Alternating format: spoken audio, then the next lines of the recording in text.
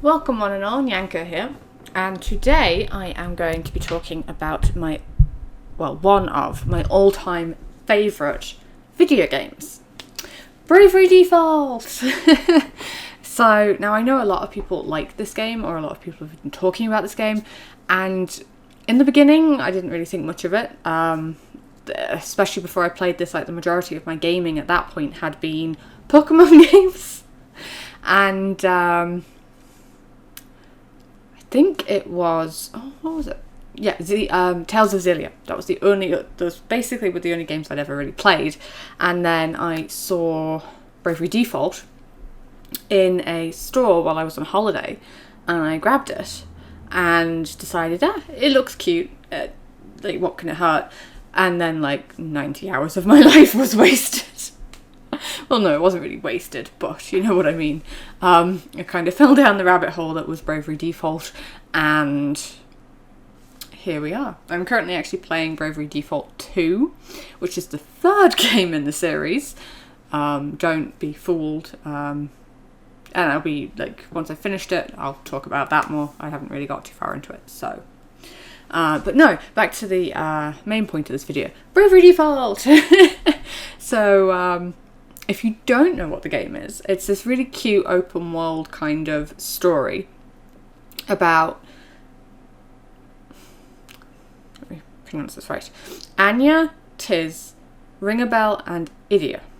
So we're kind of introduced into this world, and this giant chasm opens up with our main character Tiz, and it swallows his little brother. And then Tiz kind of ends up teaming up with Anyas, who is the Vestal of Wind. So basically in the world of Bravely Default, there are 4 big crystals that kind of control, like, nature in general, and each one of them has a Vestal who prays to it, keeps it in check, and they all balance out the world. So Anyas is the Wind Vestal. There's then a Water Vestal, an Earth Vestal, and a Fire Vestal.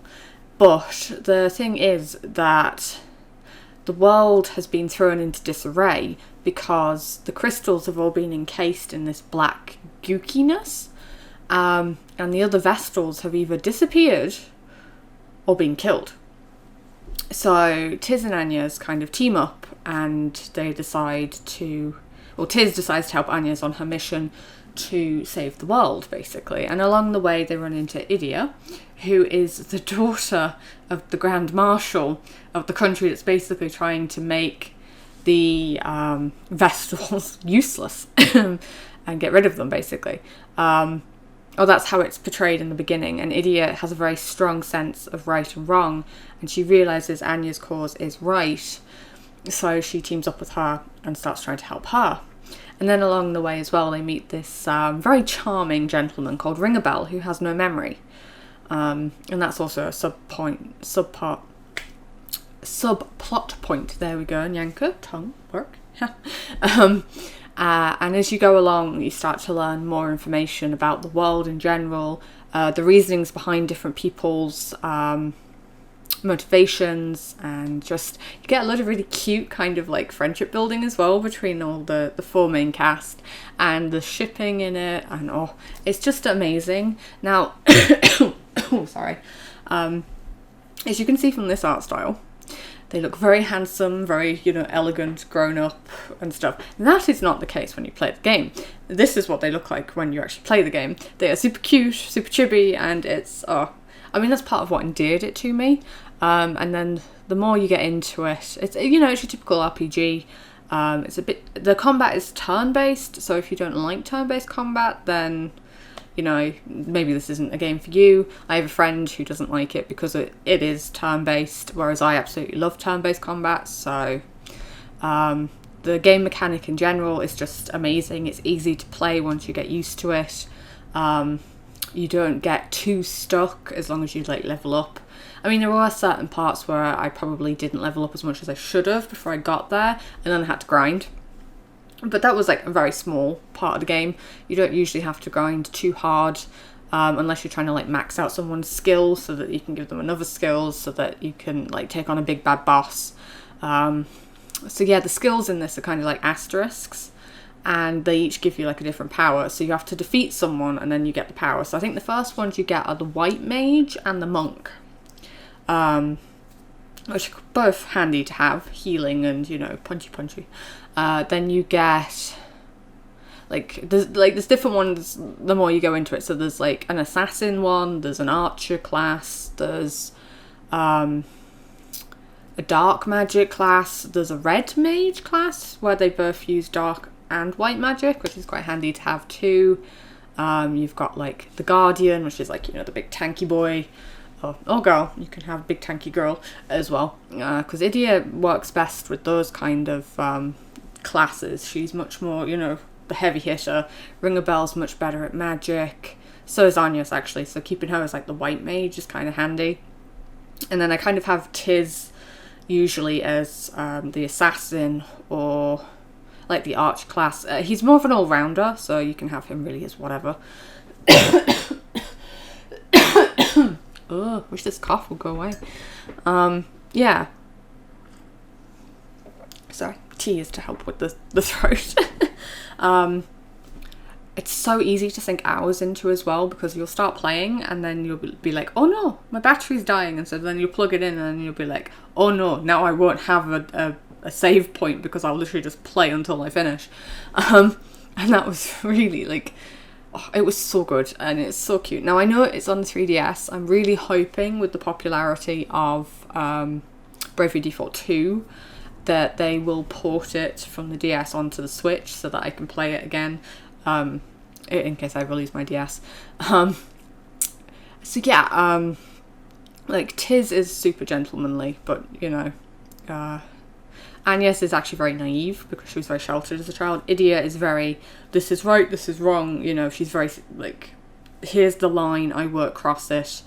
Like, she's quite headstrong as well. I do like Idia. And then Ring a Bell is very much along the lines of, actually, there's more of a grey area in the world.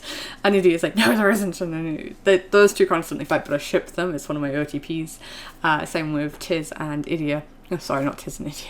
Tiz and Anyas. I ship them together like super, super hard. And actually a lot of the characters ship Tiz and Anyas together in it. Like you'll get like little dialogues and stuff, and then you'll have like Idia be like, why aren't you just going to go and like confess? Yeah, it's one of my favourites. I think I'm going to go back and replay it actually again soon once I've finished Bravely Default 2. Just for the nostalgia of it. I absolutely adore the game. The graphics are great. I love the world. I love the world building. I love the story. And it really, like, you don't see the ending coming either. It's amazing. Now, I will admit, the final boss stomped me, and I couldn't finish beating him because I went at him like 10 times, and I get to the last part of the fight, and then he'd like KO me, and I couldn't get around it. I don't know what I was doing wrong, but after like 10 times I gave up and I just went and YouTubed the ending. So kudos to the guy who finished it in that video so that I could actually watch what happened next. But then, to be fair, it's like the last boss, and then there's the cutscenes, and then that's it until you get into the second game, which will be in another video. Yeah, it's I can't like hype up Bravely Default enough. Now I know it's quite expensive to get hold of these days. I was very, very lucky that I got my copy when I was actually in Spain in a secondhand store. I actually got the second game I got first hand there, but then I managed to get a copy of the first game there as well, but that was second hand. And I got it both for like under €30. So for both games I didn't think that was that bad. Especially considering I think I've seen Bravely Default itself go for like £30 minimum on eBay. I mean, I've seen it go as high as 60. It's ridiculous what people will pay for it. But I mean, that kind of tells you how good the game is. You know, Square Enix like batting it out the park again. But yes, I actually I can't stress enough how much I love the game. I do plan to actually cosplay Anyas at some point. I have everything together to make it. I just have not gotten around to sitting down and actually making it because I'm afraid of messing up. Because I want to do Red Mage Anyas because I think it's super pretty, and look at all of those flowers.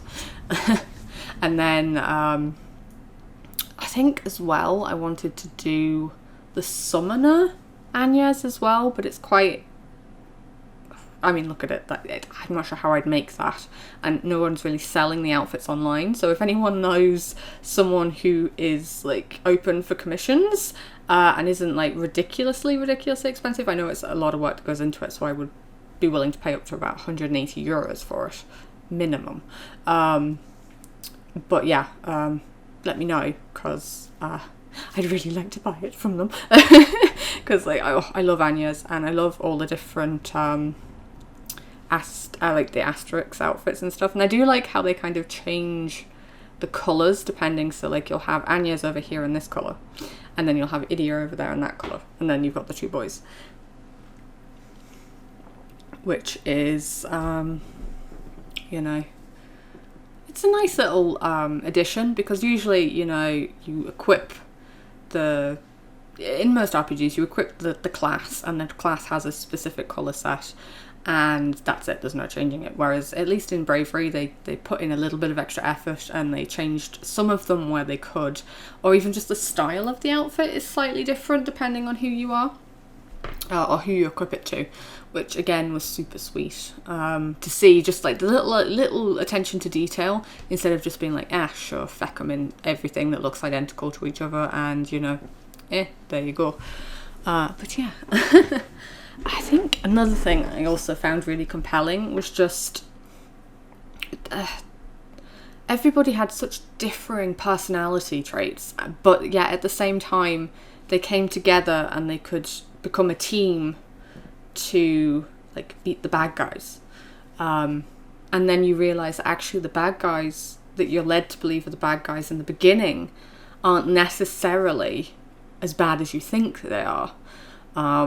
Which again, well written, lots of twists and turns. I won't say too much if you haven't played the game, because I don't want to fully spoil it for you, because it's a heck of a good ride and you should take it.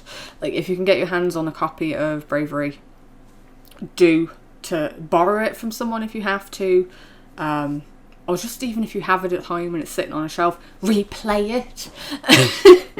Just because it's such a good game. I can't emphasize enough how much I love this game. It actually did really speak to me on like a soulful level, and I don't get that often from like video games. I usually get it from like books or like TV shows, but I think the last time a game made me feel as like fuzzy and like sad at the same time was probably Three Houses. But I will be going into that in a different video, so we won't talk about that too much here. Sorry. Herbal tea, everybody. It's so good when you don't feel well. It makes you feel all when you drink it. Tangent. And now I lost my train of thought. Oh, bad kitty. Oh, yes, Bravery Default. So, pick up a copy, go play the game, comment down below to let me know what you think if you have already played it. Who is your favourite character? What is your favourite asterisk? Do you want to cosplay from it? Let me know.